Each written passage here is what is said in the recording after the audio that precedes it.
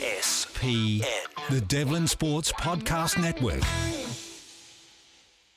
The full draw for the NRL season 2025 is out, and Warriors fans, it's kind. I'm not going to say it's easy, but it's kind. I'm looking at this here.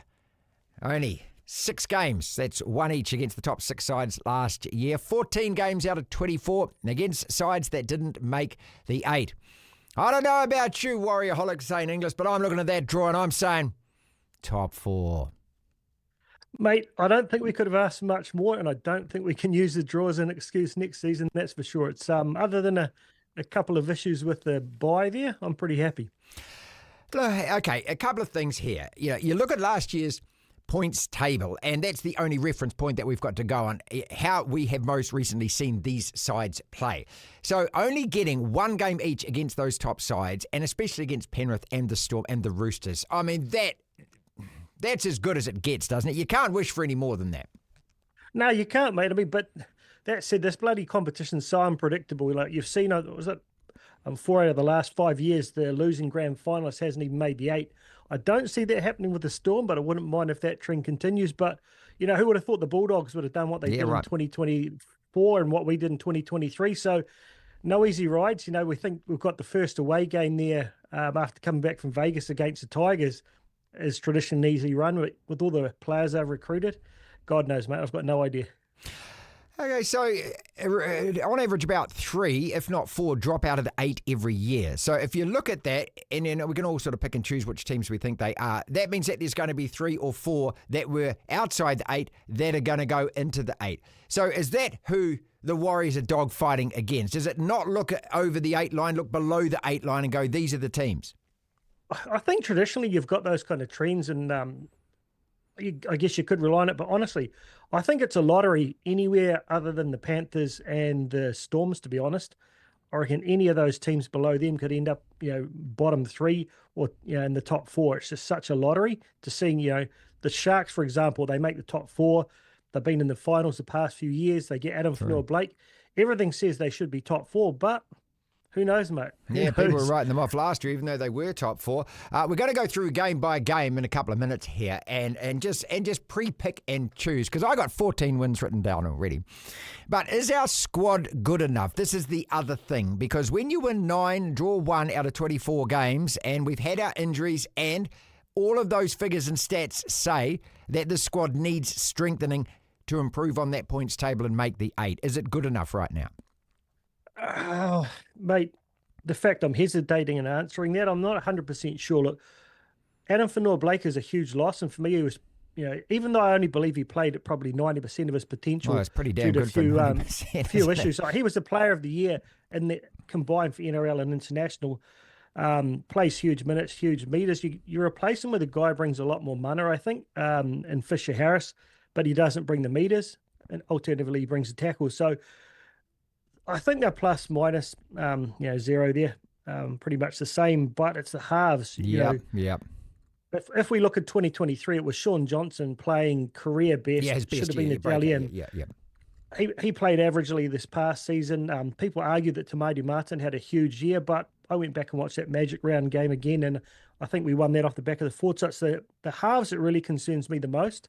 And if we don't have them being able to create and put our shape into play, I don't feel like we've got the X factor out wide. So there are a few concerns, but, you know, 2 months, 3 months under Webby, getting these new guys in there, who knows, a guy like Tanner Boyd could turn out to be a rock star that we didn't predict. Okay, 6 and 7. Is it Tamari Martin and Chanel Harris-Tavita? Are they going to be the starters, or can we expect Luke Metcalf to take one of those places? Personally, I'm going Luke Metcalf and Tanner Boyd. We're just... Tamari Martin, I feel he's got a lot on attack, but he doesn't bring a kicking game. Chanel Harris-Tavita, I still believe long-term he could be a good half, but I feel like they're going to continue. How long's long-term, mate? I mean, come on. I mean, both of these guys have been in and around this competition for a number of years now. How long do you wait before they become elite? Tamari Martin's getting close to 100 games, but Chanel's only played about 50. Well, that's long enough. It's not for halves, mate. I don't believe so. I mean, you look at a lot of the halves now who are delivering the best. They're 200 plus gamers. So you definitely don't write off guys like Chanel. Like, I think he's good enough that you keep him around the club, but it may take another 2 years till he gets the over 100 game mark. But he's got the kicking game. But to Marty Martin, I'm sorry, I'm just not comfortable with that. Well, he debuted in 2016. He's 29 years old. And look, I look at the All Blacks like this, and I look at guys like Rico like this and go, I want you to be a much better player and more consistent than you are, but after that length of time in the competition. Roger Tuivasa-Sheck, what happens with him? What position does he play? And what can we expect from him? Because, again, like Sean last year, and I know there were a lot of injuries and everything else, but it was a disappointing year. I think that, when we first signed him, everyone had these dreams of him turning into a world-class centre. And had he done that, it really would have leveled up our team. But, the play didn't go to the left-hand side there. He was getting flat-footed ball. He proved that he's just not that guy who can make something out of nothing at centre with so much traffic there. I feel like if you're playing him, he really needs to be at fullback. Okay, well, what happens? My guess is he'll be left wing. What's the chance if that's the case? You think he's going to be left wing? I do believe so. It's very tough to say. Like, I love Chance. He's an absolute workhorse. But if you're playing RTS, he should be at fullback.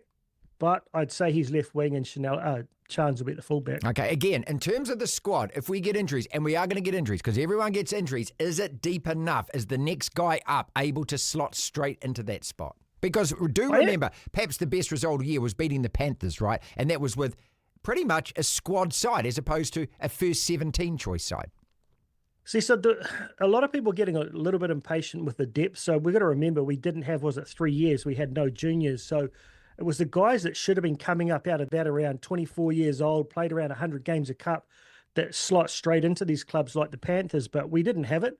So the guys coming up, we have got some absolute talent there, like some of our forwards coming through, Dimitri Sifakula, Jacob Laban, Leka Halasima, Zaya Maiu. Then you've got Toby Crosby coming in behind them. I feel like we have got a lot of depth.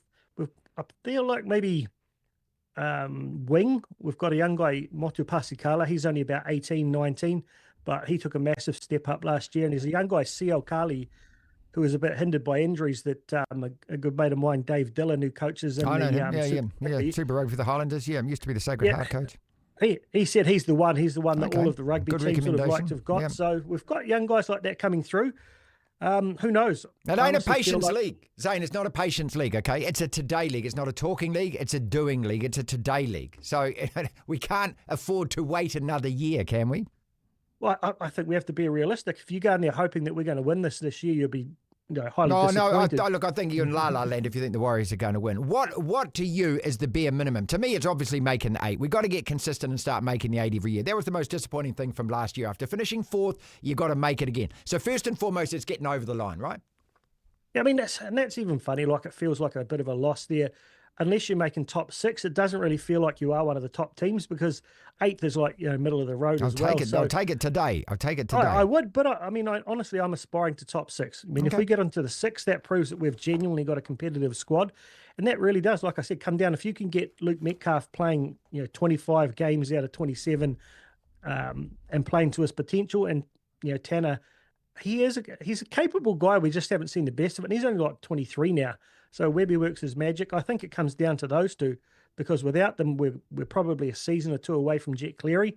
That's where we're starting to be a little bit thin in the halves. All right, this is the best bit. We get to go through all 24 fixtures before they're played and say yay or nay and clock up the wins. Raiders in Vegas. Well, that's an absolute gimme, isn't it, mate? That's absolute. We'll put that down 1. Number 1? Yeah, in theory, yes, but okay. You know what the Warriors are like in big occasion games. But I don't believe you can put too much on the past, because it's a completely different squad. So I'm believing we can beat the Raiders. Yes. Home to Manly. That's another one. I'll take that one. That's 2. Yeah. Yeah, Manly are going to be sneakily difficult. I think they either come 10th or top 4 this year. So, or next year, and they're going to have young Jazz there. So they're my second team. But we're going to win our first game at home this year. Okay, Roosters at home? Yeah, okay. No halfback, no hooker, depending on whether they recruit Ben Hunt. If they don't, I say we get them. Tigers away, yes. Yes. Storm away, I'll give that to Melbourne. Okay, just because they're Melbourne. Come on, we've got to beat these bastards once in like 25 years. Broncos at home's a lay down misère, mate. I know that, there'll be Lachlan will be saying, no, Bronco. No, Broncos at home. That's an absolute. I'll take that one right now, yeah?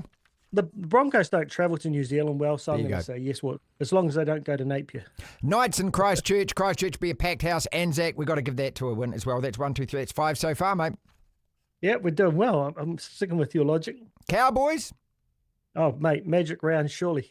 Okay, clock it up. Dragons away. Now, that was always a tricky fixture, but we did it last year. I'm going another one. No, we got smashed. We got smashed. So That's no, right. Shit, they smashed us completely. okay, all right. I think the key to that is me not going to the pub to watch it. Last year I went 4-0 when I went to the pub, so I'll stay home and watch it. We should be all good. Okay, Dolphins away. I'm going to give it to the Dolphins. I think they'll still be sneaky good. Okay, Raiders at home. That's a gimme. Absolutely, isn't it? Yeah, We beat them in the Vegas round. We get them again. Rabbits away. Wayne factor. They could be niggly. I'll give that one to the Raiders, to the Rabbits. 8 out of the first 12, ladies and gentlemen. We're cooking. Sharks away. That's where our season starts. We're going to be down by 30 points at halftime. We're going to come back to win by 2 points in the last minute. Panthers at home. I'm not being silly enough to say that we're going to beat the Panthers. Let's move on to the Broncos. Hold on, man. Hang on. I wouldn't get too excited about that one just yet. Okay, it's an Origin, yeah. Yeah, around Origin, assuming Nathan Cleary's not there, they're not going to have guys like Fisher Harris to, there to back them up because he's not there obviously. So I'm going to give us a 50-50 on that one. Okay, Broncos away. I'll give that a loss in front of a packed out bloody Tigers at home, gimme. Absolutely. Knights away. This is where we get on a roll. We're beating the Knights as well. Titans at home. We're beating the Titans at home. Oh, no, that's right. We didn't, did we? We've got half the Titans in our team now, so we should be all right. Okay, and then we got the Dolphins at home, so that's 4 in a row straight. That Tigers, Knights, Titans, Dolphins. This is where we make our push towards the top 4. Then we got Doggies away. I'll give that to the Bulldogs. Yeah, I'm going to let them have that win to kind of break that streak so we don't have that on our back. So we'll just have a quick reset there. Okay. We'll go into the Dragons and pump them at home. That's right. Dragons at home, and then we close with the Titans away, Eels at home, Manly. And I'm saying 2 out of 3 ain't bad for those 3 to finish with, right? I'm going with you on that. 1, 2, 3, 4, 5, 6, 7, 8, 16 wins. This draw.